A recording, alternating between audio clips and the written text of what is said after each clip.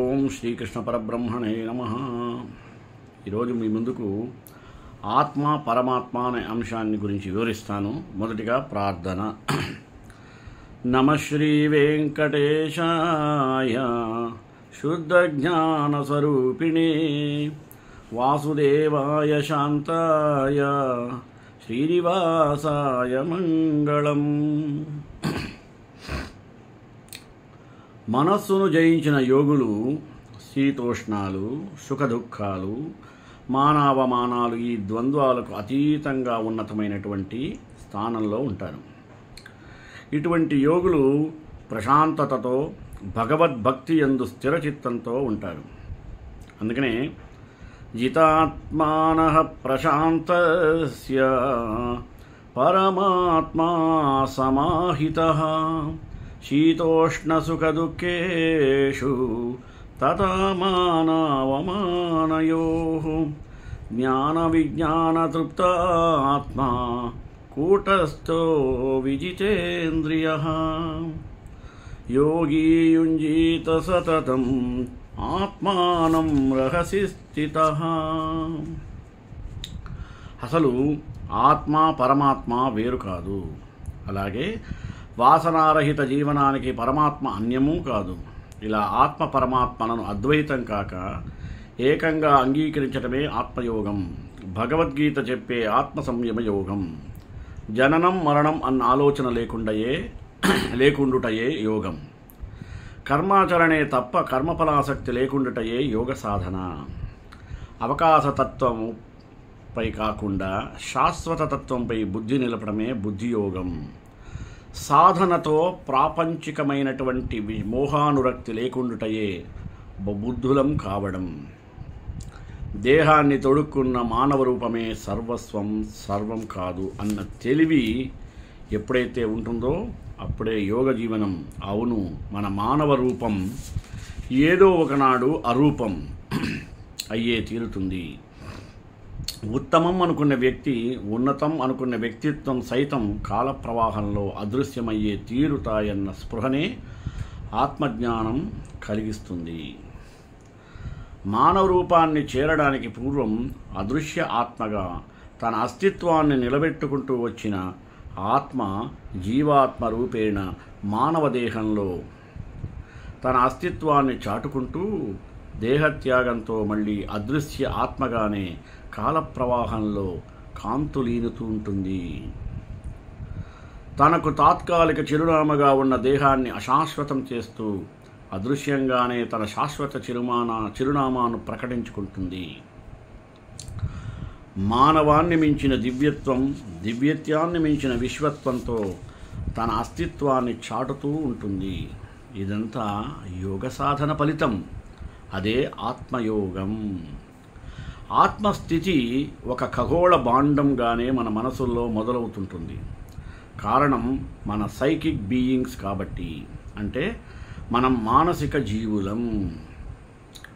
శాశ్వత చిరునామాలో మనం ఆత్మజీవులమే అయినా తాత్కాలిక చిరునామాతో బ్రతికి బట్ట కట్టేది మానసిక జీవులుగానే. ఆత్మజీవులుగానే విశ్వ సంచారం చేస్తుంటాం. అనేక జన్మలుగా ఆవిష్కరింపబడుతూ ఉంటాం. అన్నంత మాత్రాన అన్ని జన్మలు మానవ జన్మలు కావు. మనం చెప్పుకునే పునరపి జననం పునరపి మరణం సిద్ధాంతం కేవలం మానవ జీవితమకే పరిమితం కాదు. అయినా మనం మానసిక జీవులం కాబట్టి మనకు మనంగా మన ఆలోచనలతో సృష్టిలో ఉన్నతాసనం వేసుకుంటున్నాం. కాబట్టి ఇంకా ఈ మానవ అస్తిత్వాన్ని కోరుకుంటూ పునర్జన్మలను మానవ ప్రాంగణాలకే పరిమితం చేసుకుంటున్నాం. మానవ జన్మతో పరిపూర్ణలం కాలేక పాపపుణ్య వివేకంతో మానవ రూపానికే కట్టుబడుతున్నాం. మనకు తెలిసిన లోకాలకు మనకు తెలియని లోకాలకు మధ్య దేవలోకాన్ని నిలిపి ఆ దేవలోకాన్నే కంచెగా చేసుకొని ఆ కంచెను దాట సాహసించక దానినే రక్షాకవచంగా చేసుకొని కుచించుకుపోతున్నాం. గట్టు లోపల ఉన్నదే ప్రపంచం అనుకుంటే ఎలా? గట్టు తాటితేనే కదా అసలు గుట్టు వెలుగులోకి వచ్చేది. అందుకే గట్టు మానవ దేహం కాదు. అందుకే ఆ దేహాన్ని చూడగల ఆత్మది. ఆత్మ అంతర అన్వేషణ కొంటుముటుకే, తక్కినంత ఆధ్యాత్మ అన్వేషణే. దానికి మనం ముద్దుగా పెట్టుకునే పేరేందో తెలుసా? ఆధ్యాత్మిక అన్వేషణ. దైహికంగా మనం మానసిక జీవులం, అంతే. కోరికల పుట్టలం, ఆశా జీవులం. మన కోరికకు కాలమానం లేదు. ఆ కోరికకు చేరవలసిన గమ్యమంటూ లేదు. నిలబడ్డ చోటు నుండి సైతం ప్రయాణించగలదు. ప్రయాణిస్తూ ప్రయాణిస్తూ అలమటిస్తూ ఆపసోపాలు పడుతూ ఎగసిపడటం దాని యొక్క నైజం. ఇలా భౌతికంగా అంటే ప్రాపంచికంగా తచ్చాడుతున్నంత కాలం కోరిక వేదనగానే వెల్లడుతుంటుంది. దీనికి అక్షర రూపమే గీతలోని అర్జున విషాద యోగం. ఏదో ఒక మలుపులో ఆధ్యాత్మ వెలుగు ప్రవర్తిస్తే తప్ప వేదనామయ వెతుకులాట నెమ్మదించదు. ఒకవేళ నెమ్మదిస్తే తప్ప దేవతా రహస్యాలు, దివ్యత్వం మనకి అందిరావు. ఆ రహస్యాలు ప్రిదిలితే తప్ప ఆత్మ దైవిక ప్రాంగణాలను దాటలేదు. ఆ దివ్య ప్రాంగణాలను దాటితే తప్ప విశ్వ ప్రాంగణాలను చేరలేదు. అది స్థితి చేరలేదు, ఆది స్థితికి చేరలేదు. ఇలా గనక మనం వివేచిస్తూ ఉంటే మానవత్వం, దివ్యత్వం, విశ్వత్వం సంగమమే ఆత్మ అని స్పష్టమవుతూ ఉంటుంది. అసలు మనసుకే పరిమితమైన ఆత్మ మానవత్వంలోనే సంచరిస్తుంటుంది. అంతరంగానికి చేరుకోగల ఆత్మ దివ్యత్వంలో విహరిస్తుంటుంది. దేహాన్ని, మనసును, అంతరంగాన్ని దాటిన ఆత్మ విశ్వ ప్రాంగణాలలో ప్రాణభూతమవుతూ ఉంటుంది. అందుకే మన మానవత్వాన్ని డిజైర్ సోల్ అని అంటుంది. అంటే కోరికలకు అతీతమైనది ట్రూ సోల్. భగవద్గీతలోని అర్జునాత్మ డిజైర్ సోల్, కృష్ణాత్మ ట్రూ సోల్. మనం సైకిక్ బీయింగ్గా మసలుతున్నంత కాలం మన ఇది డిజైర్ సోల్ సోకగానే పరిభ్రమిస్తూ ఉంటుంది. అయితే ఆత్మ తనలోని దివ్యత్వాన్ని పసిగడితే గనక, లేదా పసిగడితే తప్ప ఈ దేహానికి, మనసుకు అతీతమై ప్రయాణించలేదు. దేహానికి, మనసుకు అతీతమైతే తప్ప పూర్ణం కాలేము. మంచికి పెద్దపీట వెయ్యాలన్నా కేవలం దేవతారూపం సరిపోదు, మానవ రూపమే భూమికి కావాలి. గీతలోని శ్రీకృష్ణుడు ఇలా మానవ అవతారానికి వచ్చిన దివ్యమూర్తినే. మొత్తానికి కోరికలతో అలమటించినవాడు అర్జునుడైతే, ఆత్మ సంయమనంతో కోరికలకు అతీతమైన వాడే శ్రీకృష్ణ పరమాత్మ. అందుకే కృష్ణ గీత అయిన భగవద్గీత ఆత్మగీతనే. కర్మయోగ సాధకులకు ఈ సమదృష్టి, సమభావనల ఆవశ్యకత ఏమిటి అంటే, సమస్థితి చిత్తం వల్లనే వర్తమాన జన్మలోని ఈ భౌతిక ప్రాపంచికతకు అతీతం కాగలుగుతాం. మన మానవ దేహంలో ఆత్మ అంతర్యామి. మనను ఆవరించిన విశ్వంలో పరమాత్మ అంతర్యామి. మొత్తానికి ఆత్మైనా పరమాత్మైనా అంతర్యాములే. కాకపోతే పరమాత్మ తన కార్యాచరణను విశ్వ రచనా రూపంలో కొనసాగిస్తూనే ఉంటుంది. అది సృష్టి కార్యం. కాబట్టి జీవాత్మ కూడా తన కర్మాచరణను త్యజించవలసిన అవసరం లేదు. కారణం, జీవాత్మ కూడా విశ్వసృజనలో భాగస్వామి కాబట్టి. అయినా భౌతికతలోని కాలుష్యం వలన ఆత్మదేహపరంగా సంచరిస్తున్న కొన్ని కర్మల స్వాభావికత నుండి విడివడి కర్మాచరణను పూర్తి చేయవలసి వస్తుంది. ఇలా మనం గేరు మార్చటమే మనం ప్రాపంచికంగాను, దైహికంగానూ సన్యసించటం. ఇదే కర్మ సన్యాస సాంఖ్య యోగం. ఇంతకీ సన్యసించడం అంటే జీవాత్మ తన కర్మాచరణను పరమాత్మ పరం చేయడమే. భౌతిక కర్మలను అధిభౌతికానికి అంకితం చేయడం. సర్వసమర్పణ అంటే ఇష్టాయిష్టాలకు అతీతంగా ఉండడం కావడం. ద్వైతం నుండి అద్వైతం కావడం, బంధాల నుండి విడిపడటం సన్యాసం. నిజానికి ఏ వివక్ష లేని స్థితి ఏదైతే ఉందో అది సన్యాసం. అంతే తప్ప ప్రతి కర్మను త్యజించుకుంటూ పోవడం కదా. ఇలా చూస్తే సన్యాసి యోగానికైనా కర్మయోగానికైనా లక్ష్యసిద్ధి ఒకటే. అయితే ప్రారంభము గమనము వేరువేరు. మొత్తానికి కర్మలకు సంబంధించినటువంటి కర్తృత్వ బాధ్యతను వహించకుండటం కర్మ సన్యాసం. ఇదే యోగి లక్షణం. ఇక్కడ సన్యాస జీవనం అంటే ఆశారహితం కావడం, మమకారరహితం కావడం, సంతాపరహితం కావడం. అంటే సుఖ దుఃఖాలకు సంతోష సంతాపాలకు మనసును చేర్చకుండా ఉండటమే. ఇలా సమస్త కర్మబంధాల నుండి ముక్తం కావడమే సాంఖ్యయోగ నిష్ఠ. ఆ జీవన విధానమే సాంఖ్యయోగ సాధన. అయితే ఈ సాంఖ్య సాధనకు జ్ఞాననిష్ట చాలా అవసరం. ఆశలు, మమకారాలు, కోరికలు, ఆనందాలు, ఆవేదనలు, ఆవేశాలు, అవమానాలు, ఆక్రందనలు, ఇటువంటి ఉద్వేగాల సమాహారమే ప్రాపంచిక జీవనం. ఇవేవీ లేని మానవ జీవితం ఏమిటి చెప్పండి అనేది ప్రశ్న తలెట్టడం సహజం కదా. సృష్టిలోని ప్రతి ప్రాణి తమ ప్రకృతులకు అనుగుణంగానే కర్మలను ఆచరిస్తుంటాయన్న అవగాహన మనందరికీ ఉన్నదే. కాబట్టి కర్మాచరణను త్యజించటం జీవన ప్రవృత్తి కాదు అన్నది స్పష్టం. ప్రకృతిబద్ధమై జీవనయానం మనం తప్పకుండా సాగించవలసినదే. మనం చేసిన కర్మల విషయంలో ఒక్క ప్రకృతి ప్రభావం అనే కాదు, మోహ ప్రభావం కూడా ఉంటుంది. దీనికి సంస్కార ప్రభావం తోడవుతూ ఉంటుంది. దీనినే స్వభావజేన కౌంతేయ నిబద్ధస్వేన కర్మణ కర్తుం నేషసి యన్మోహాత్ కరిష్యస్య వశోపి తత్. ఓ అర్జున, మోహభ్రాంతిచే నీవు ఏదైతే పని చేయను అని అంటున్నావో, నీ యొక్క సహజ ప్రకృతి స్వభావంచే జనించిన ప్రేరణచే ఆ పనినే చేయడానికి ప్రేరేపింపబడతావు. తెలుసుకో.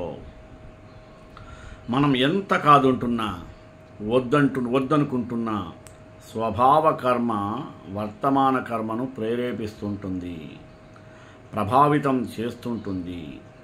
ఇక్కడ స్వాభావిక సంస్కారం అని చెప్పక తప్పదు. అంటే స్వాభావిక కర్మ అంటే గత కర్మ అనే చెప్పబడుతుంది. అంటే ఈ జన్మకు సంబంధించినటువంటి కర్మాచరణ విషయంలో మనలో సంపూర్ణ ఇష్టత నెలకొని ఉండకపోయినప్పటికీ స్వాభావిక సంస్కారం వలన వర్తమానం కర్మాచరణ విషయంలో వినితిరగడం అనేది ఎట్టి పరిస్థితుల్లో సాధ్యపడదు. అంటే ఎట్టి పరిస్థితుల్లోనూ కర్మాచరణ చేయక తప్పదు. ఇంతకీ స్వాభావిక కర్మ అనేది గతంతో సంబంధమును కలిగి ఉన్నటువంటిది. అందుకే వర్తమాన కర్మాచరణను గత జన్మ కర్మ విశేషం అంటుంటాం. పూర్వజన్మనే ఈ జన్మకు కర్మకు కారణం అనుకుంటాం, కారకం అంటున్నాం. కావున వర్తమాన కర్మాచరణ నుండి తప్పుకోవడం ఎవరికీ కూడా సాధ్యం కానది, సాధ్యము కాలేదన్నది సామాన్య భావన. యోగ జీవనంలో వర్తమాన కర్మాచరణకు మూలమైనటువంటి ప్రకృతికి స్వభావానికి అతీతం కావడం చాలా ముఖ్యం. అంటే స్వభావజనితంగా కాకుండా వివేచనాపూర్వకంగా వర్తమాన కర్మాచరణ పరంగా అడుగులేయడం చాలా ముఖ్యం. ఇలా గత కర్మ బంధాల నుండి ముక్తం కావడమే కర్మయోగం. ఈనాటి మన కర్మాచరణకు మూలమవుతున్న స్వభావం, సంస్కారం అన్నవి మన స్వతంత్ర ప్రవృత్తులుగా అనిపిస్తున్నప్పటికీ నిజానికి అవి పరతంత్రాలే. గత కర్మ శేషాలు కాబట్టి పరతంత్రాలే. పరతంత్రాలైనప్పటికీ స్వతంత్రాలనిపించడము మోహప్రభావ కారణాన్నే పరిగణించవచ్చు.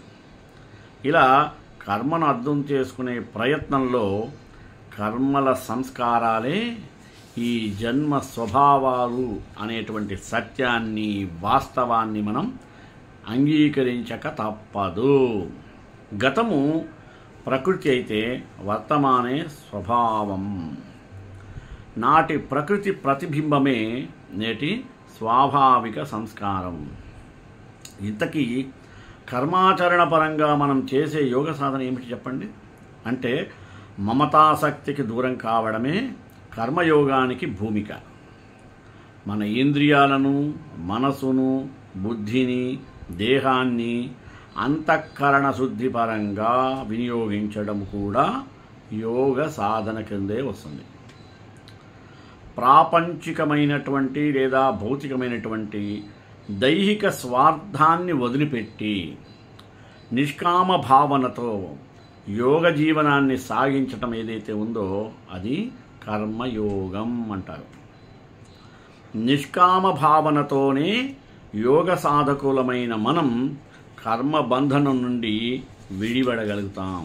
అలాగే ఫలాసక్తి లేకపోవడం వలన సమదృష్టి అనేది సాధ్యమవుతుంది. ఆత్మ, పరమాత్మ అనే పదాలను తరచుగా ఆధ్యాత్మిక ప్రసంగాలు మనం వింటూ ఉంటాం.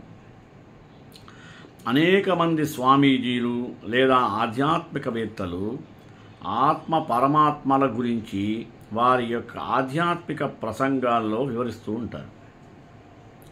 కానీ వారికి ఉండే భాషా పరిజ్ఞానం సామాన్య ప్రజానీకానికి ఉండదేమో.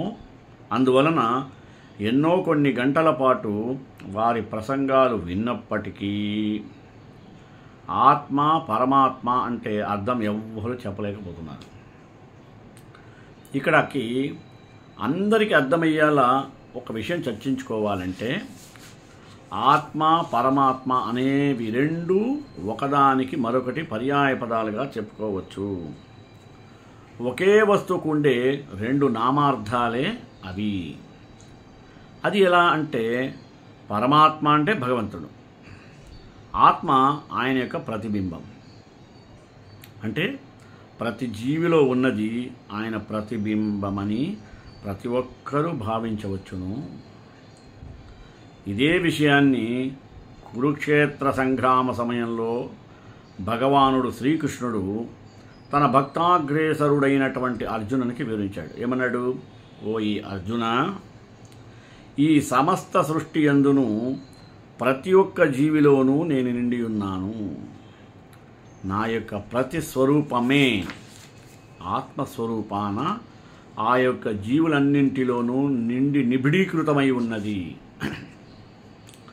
కనుక అర్జున, సంశయింపకము. చంపెడివాడెవ్వడు, చచ్చడివాడెవ్వడు, అంతయు నేనే. ఇది అంతా నా యొక్క చిద్విలాసము. నీ యొక్క భౌతిక స్వరూపము ద్వారా ధర్మ సంస్థాపన చేయుచున్నాను. నీ యందును నేనే నిండి ఉన్నాను. నీ యొక్క విధిని నీవు నిర్వర్తింపుము. పాప పుణ్యముల ఫలితమును నాపై వదిలివేయుము. నీ సంశయాన్ని తీర్పనించి నా యొక్క విశ్వరూపాన్ని ప్రదర్శిస్తున్నానంటూ అర్జుని యొక్క సందేహాలు తీర్చే క్రమంలో శ్రీకృష్ణ పరమాత్మ తన యొక్క విశ్వరూపాన్ని ప్రదర్శించి తద్వారా సమస్త ప్రాణకోటికి ఆత్మ పరమాత్మల యొక్క స్వరూప స్వభావాలను విస్పష్టంగా చెప్పడం జరిగింది. భగవద్గీతలో శ్రీకృష్ణుడు అర్జునునకు ఉపదేశించిన విధంగా నీవు, నేను, జంతువు, క్రూర మృగాలు, క్రిమికీటకాదులనే భేదంతో నిమిత్తం లేకుండా భగవంతుడి ప్రతి ఒక్కరిలోనూ నిండి ఉన్నది. అది ఎలా అంటే ఇక్కడ ఆత్మ పరమాత్మ అంటే వేరు కాదు. సాధారణ వ్యావహారిక భాషలో చెప్పుకోవాలంటే ఉదాహరణకు అద్దంలో చూచుకునే మనిషి అసలు స్వరూపమైతే అద్దంలో కనపడేది ప్రతిబింబ స్వరూపం కదా. మరి ఎప్పుడైతే మానవుడు అద్దం ముందు నిలబడతాడో ప్రతిబింబ రూపేణ అతడే అద్దంలో కనపడతాడు. వేరెవరన్నా కనపడతారా? కనపడరు కదా. ఎప్పుడైతే మానవుడు అద్దం ముందు నుండి తొలగుతాడో అప్పుడు అతడి ప్రతిబింబం తొలగిపోతుంది. అదేవిధంగా జీవి యొక్క అసలు స్వరూపం భగవంతుడు అయినట్లయితే ఆయన యొక్క ప్రతిరూపమే ఆత్మ. దానినే జీవి యొక్క ప్రాణం లేదా జీవంగా మనం పేర్కొంటున్నాం. ఎప్పుడైతే ఐహిక దేహం అనేటువంటిది అద్దం నుండి ఆత్మ అనే భగవంతుడి ప్రతిబింబం తొలగిపోతుందో అప్పుడే జీవికి మరణం సంభవిస్తుంది. అందుకని అంటాడు ఆత్మ పరమాత్మల ఏది ముందు ఏది వెనుక, ప్రకృతి పురుషుడు ఎవరిది ముందడుగు ఎవరిది వెనుకడుగు, విత్తు చెట్టు దేనిది తొలి రూపం దేనిది మలి రూపం, వ్యక్తమయ్యేది తొలి అంశన వ్యక్తం కానిది మరి అంశన. ఇది ప్రశ్నలు. వ్యక్తమయ్యేది ఎక్సిస్టెన్స్ అంటే అస్తిత్వం, వ్యక్తం కానిది ఎస్సెన్స్ తత్వం. అంటే ఎస్సెన్స్ లేనిదే ఎక్సిస్టెన్స్ లేదు, సత్వం కాని అస్తిత్వం లేదు. స్థాయీభావం సాధ్యమైతే తప్ప రససిద్ధి కలగదు. స్థాయీభావానికి సాంద్ర రూపమే రసాస్వాదన. అరూప సంపద నుండే రూప సంపద, శూన్యం నుండే స్థితి అయితే స్థితి కూడా కాలగమనంలో శూన్యం కావలసిందే. ద్వైతం అద్వైతం కావలసిందే. కారణం అద్వైతమే ద్వైతంగా పరిణమించింది కాబట్టే నాణెము ఒకటే. బొమ్మ బొరుసులలో ఒకటి వ్యక్తం, మరొకటి అవ్యక్తం. దేహాత్మలోని జీవాత్మ యొక్క స్థితిని ఇందాక మనం చెప్పుకున్నట్టుగా శ్రీకృష్ణ పరమాత్మ వివరించాడు కదా. ఇక ఈ శ్లోకంలో శరీరములోనే స్థితమై ఉన్నటువంటి పరమాత్మ యొక్క స్థాయి గురించి చెబుతున్నాడు. ఇంతకు పూర్వమే యజ్ఞశిష్టాసినః సంతో ముచ్యంతే సర్వకిల్బిషైః భుజంతే తే త్వగం పాపాం ఏ పచంత్యాత్మకారణాత్. యజ్ఞంలో ముందుగా నివేదించగా మిగిలిన ఆహారమునే భుజించే ఆధ్యాత్మిక చింతన గల సత్పురుషులు సమస్త పాపముల నుండి విముక్తులవుతారు. తమ భోగమునకే అన్నం వండుకునేవారు ఏం చేస్తారు? పాపాన్నే భుజిస్తారు. ఆ సందర్భంలో ఒక జీవాత్మ తన దేహము గురించి మాత్రమే తెలుసుకుంటుంది. అదే సమయంలో పరమాత్మ అనంతములైనటువంటి సమస్త శరీరాలను తెలుసుకుంటుంది అని చెప్పాడు. అందరిలోనూ ఉన్న ఆ పరమాత్మ తన సాకార రూపంలో విష్ణుమూర్తిగా వ్యక్తమవుతాడు. విష్ణుమూర్తి రూపంలో ఉన్న ఆ పరమేశ్వరుడే సమస్త జగత్తుకి స్థితికారకుడు. ఆయన బ్రహ్మాండము పైన తన సాకార రూపముతో క్షీరసాగరంలో నివసిస్తాడు. ఆయనే సర్వభూతముల హృదయములలో పరమాత్మ స్వరూపంలో వ్యాప్తి నొంది ఉంటాడు. ఒక పాము శరీరంలోనైనా, ఒక పంది శరీరంలోనైనా, లేదా ఒక పురుగు శరీరమైనా ఖచ్చితంగా వెళతాడు. అందుకనే ముండకోపనిషత్తు ఇలా అంటుంది, ద్వాసుపర్ణాసయుజాసకాయ సమానం వృక్షం పరిషస్వజాతే తయోరన్యపిప్పలాస్వాద్వత్యన్ అస్నన్నన్యో అభిచాకశీతి సమానే వృక్షే పురుషో నిమగ్నో అనీషయా శోచతి ముహ్యమానః జుష్టం యదా పశ్యత్యన్యమీశం అస్య మహిమానమితి వీతశోకః. రెండు పక్షులు ఒక చెట్టు అంటే శరీరం యొక్క గూటిలో హృదయంలో నివసిస్తున్నాయి. అవి ఒకటి జీవాత్మ, మరొకటి పరమాత్మ. ఈ జీవాత్మ పరమాత్మకు విముఖంగా అంటే వీపు చూపిస్తూ ఉన్నది. మరియు ఆ చెట్టు యొక్క పండ్లు అంటే శరీరంలో ఉన్నంత వరకు తనకు అందే కర్మఫలాలను తింటూ చాలా బిజీగా ఉంది. తీయని పండు వస్తే అది సంతోషపడుతుంది, చేదు పండు వస్తే అది దుఃఖిస్తుంది. పరమాత్మ ఆ జీవాత్మకి మిత్రుడే, కానీ ఆయన జోక్యం చేసుకోడు. కేవలం కూర్చొని అన్నీ గమనిస్తూ ఉంటాడు. ఒకవేళ జీవాత్మ కనుక పరమాత్మకేసి తిరిగాడా దాని యొక్క సమస్త బాధలు సమసిపోతాయి. జీవాత్మకి స్వేచ్ఛా చిత్తముని దుర్వినియోగం చేయటం వలన జీవాత్మ బంధనములో ఉంది. మరియు దాని యొక్క సరి అయిన ఉపయోగము నేర్చుకోవడం ద్వారా అది నిత్య శాశ్వత భగవత్ సేవను పొందవచ్చును మరియు అనంతమైనటువంటి ఆనందాన్ని అనుభవించవచ్చును. అజ్ఞానాంధకారాన్ని తొలగించే జ్ఞానం దర్శనమయ్యింది.